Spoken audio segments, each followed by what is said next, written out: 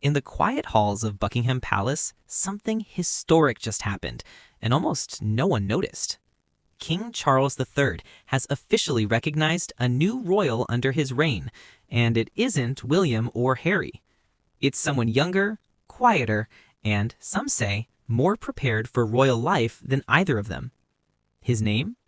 James, Earl of Wessex, now officially Prince James, a title granted by the king himself. Royal insiders are calling it a calculated move to secure the monarchy's future, one that marks the beginning of a subtle but powerful shift within the House of Windsor. Because behind this calm announcement lies a story of legacy, strategy, and a king's determination to rebuild the royal family's strength from the inside out.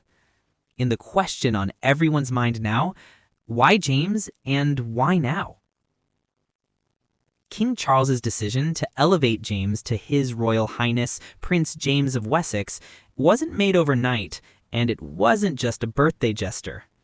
According to royal historians, this move ties directly back to the 1917 Letters Patent, the historic rule that defines who in the family can hold the title prince or princess. By that standard, James technically earned the right to be called prince the moment his father, Prince Edward, became the Duke of Edinburgh. But Charles waited. He's a strategist, and timing is everything. Now, with James turning 18 this December, the king is using the moment to introduce a fresh face into the monarchy, a symbol of youth, continuity, and quiet stability at a time when public trust in the royal family wavers between admiration and fatigue. Insiders describe this move as a subtle recalibration, not an expansion. With Prince Harry gone, Andrew sidelined, and Princess Anne temporarily stepping back for recovery, the king needed to reinforce the family's working core. By granting James his full title now, Charles signals a new phase, one where the next generation begins stepping forward, not for glamour, but for duty. And that's exactly what makes this moment different. It's not about reclaiming lost fame, it's about rebuilding royal balance. But to understand why James was chosen, we have to look beyond his title, to the young man himself. Unlike his cousins, Prince James didn't grow up under flashing cameras or screaming headlines. While the world obsessed over Harry and Meghan's drama, James lived almost invisibly, a royal ghost in plain sight. Born in 2007, he's the youngest grandson of Queen Elizabeth II and Prince Philip, and the only son of Prince Edward and Sophie, Duchess of Edinburgh. From the start, his parents made one crucial choice: to raise him as normally as possible. School runs, quiet hobbies, real friends, no royal bodyguards at the classroom door. And it worked. Classmates describe him as polite, private, and disciplined, someone who never uses his status to stand out. At Radley College, one of Britain's most respected schools, James is known more for his sailing skills and charity work than for being the Queen's grandson. He shares his father's love of the outdoors and his mother's calm, grounded nature. But there's also something unmistakably familiar about him, a quiet dignity that reminds whale watchers of his late grandfather, Prince Philip. Even King Charles has privately remarked that James carries himself like an old soul. And that's exactly why this new title matters. It's not a reward, it's a recognition. The king sees in him the kind of future the monarchy desperately needs: calm, educated, and unshaken by celebrity culture. But this isn't just about family pride. Behind the scenes, there's strategy, and Charles's motives run deeper than most people realize. King Charles didn't wake up one morning and decide to give his nephew a fancy new title. This was a calculated move, shaped by months of internal discussion and quiet royal strategy. Behind the polished smiles and photo ops, the monarchy faces a real problem: a shortage of working royals. With Harry and Meghan gone, Andrew sidelined, and Princess Anne recovering from her recent health setback, the palace has been stretched thin. Insiders say Charles sees James as part of the stabilizing force that can quietly strengthen the royal core without expanding it. It's a balancing act, keeping the monarchy visible, but not bloated. And here's where the king's long game comes into focus. By bringing James into the fold, he's not just adding another face to balcony appearances, he's future-proofing the institution. Charles knows his reign is transitional. His goal isn't to dominate the next 20 years, it's to prepare the next generation, especially William and Catherine, for a smooth handover. Prince James, young and untarnished by scandal, fits perfectly into that vision. He's relatable, well-mannered, and has no tabloid baggage. In other words, he's the kind of royal the public might actually grow to trust again. It's also a way of sending a quiet message. The future of the monarchy lies not in drama or exile, but in duty and discipline. And according to one former royal aide, Charles isn't looking for another superstar, he's building a team. But behind this display of unity, two powerful voices inside the family played a bigger role than most people realize: Princess Anne and Prince Edward.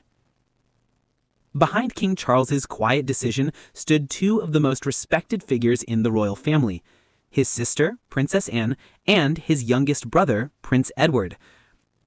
While the world's attention stays fixed on William and Harry, these two have become the king's most trusted advisors. Sources close to the palace reveal that both Anne and Edward urged Charles to bring James forward, not for glory, but for balance. Anne, known for her blunt honesty and sense of duty, reportedly told the king that the monarchy survives on relevance, not reputation. Her argument was simple: if the crown keeps shrinking while public expectations rise, something or someone has to fill the gap. Edward, on the other hand, framed it differently. As both a father and a loyal working royal, he believed it was time for his son to learn the ropes and shoulder light responsibilities, not for privilege, but preparation. According to insiders, these private family discussions were calm but persuasive. No leaks, no drama, just a shared understanding that the monarchy's survival depends on its ability to evolve quietly, not react loudly. It's said that Anne's practical wisdom and Edward's steady reasoning helped the king finalize his choice, giving James not just a title, but a purpose. And that subtle influence from within the palace shows something rare in modern royal history: unity, not rivalry. But their advice didn't just shape the present, it's also helping redefine the future. Because this move isn't only about Charles or James, it's about William and Catherine's royal future too. For King Charles, this move isn't just about his reign. It's about securing William and Catherine's future as the next cornerstone of the monarchy. The truth is, the royal workload has never been heavier. With fewer senior royals in action, every public appearance, every speech, and every state duty falls on a shrinking circle, mostly William, Catherine, and Charles himself. Now, with Kate's ongoing recovery and the king's health still under close watch, there's an urgent need for new, trustworthy faces to help share the burden.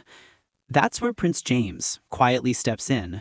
At just 18, he's the perfect bridge between the older generation and the next, young enough to connect with modern Britain, yet royal enough to command respect.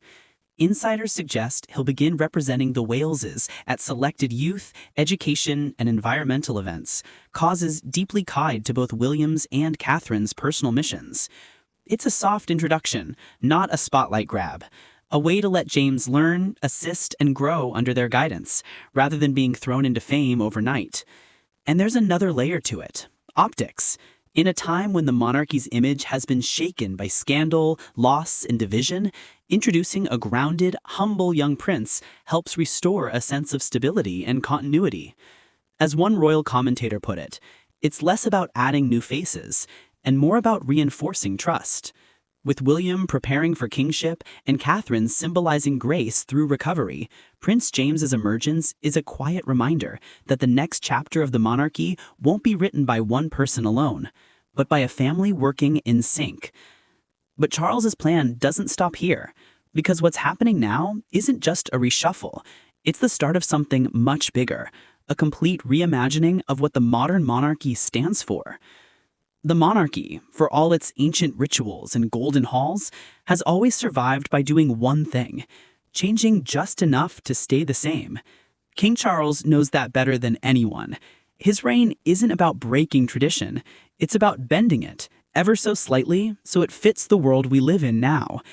With Prince James stepping into view, we're seeing that strategy play out in real time. A monarchy once defined by rigid hierarchy is slowly transforming into a network of service, where roles are earned, not just inherited. James represents the shift, a prince raised without the weight of royal expectation, now stepping forward by choice, not by command. His story reframes what royalty can mean: duty through humility, relevance through quiet impact. And it's not just symbolism, it's survival. After years of public skepticism and fading fascination, the royal family needs figures who feel real, relatable, and human. People who can stand on a stage without a crown and still command respect. That's why Charles's decision isn't just about titles. It's about tone. It signals a monarchy more open, more modern, and more emotionally intelligent, one that values contribution over ceremony. We're witnessing the Windsor family reinvent itself, one subtle move at a time. Less spectacle, more substance. And as Prince James of Wessex quietly joins that mission, the message couldn't be clearer. The future of the crown won't glitter from distance. It will grow from within. The monarchy, for all its ancient rituals and golden halls, has always survived by doing one thing: changing just enough to stay the same. King Charles knows that better than anyone. His reign isn't about breaking tradition, it's about bending it, ever so slightly, so it fits the world we live in now. With Prince James stepping into view, we're seeing that strategy play out in real time. A monarchy once defined by rigid hierarchy is slowly transforming into a network of service, where roles are earned, not just inherited. James represents the shift, a prince raised without the weight of royal expectation, now stepping forward by choice, not by command. His story reframes what royalty can mean: duty through humility, relevance through quiet impact. And it's not just symbolism, it's survival. After years of public skepticism and fading fascination, the royal family needs figures who feel real, relatable, and human. People who can stand on a stage without a crown and still command respect. That's why Charles's decision isn't just about titles, it's about tone. It signals a monarchy more open, more modern, and more emotionally intelligent, one that values contribution over ceremony. We're witnessing the Windsor family reinvent itself, one subtle move at a time. Less spectacle, more substance. And as Prince James of Wessex quietly joins that mission, the message couldn't be clearer. The future of the crown won't glitter from distance. It will grow from within. As the royal clock ticks toward a new era, one truth glows brighter than ever. The House of Windsor is quietly reinventing itself. What began as a symbolic gesture, King Charles elevating his young nephew, Prince James of Wessex, now feels like a turning point. A soft yet strategic reminder that renewal doesn't always come with fanfare. Sometimes it begins in silence, in the simple act of passing trust from one generation to the next. Prince James's story isn't about power, it's about purpose. A young man raised in modesty, now carrying the quiet weight of history, not to command the future, but to help steady it. For Charles, it's legacy. For William and Catherine, it's reinforcement. And for the monarchy as a whole, it's proof that evolution doesn't erase tradition, it refines it. Every crown needs its foundation. And perhaps in Prince James, the Windsors have found the firm, unshakable stone on which to build their next chapter.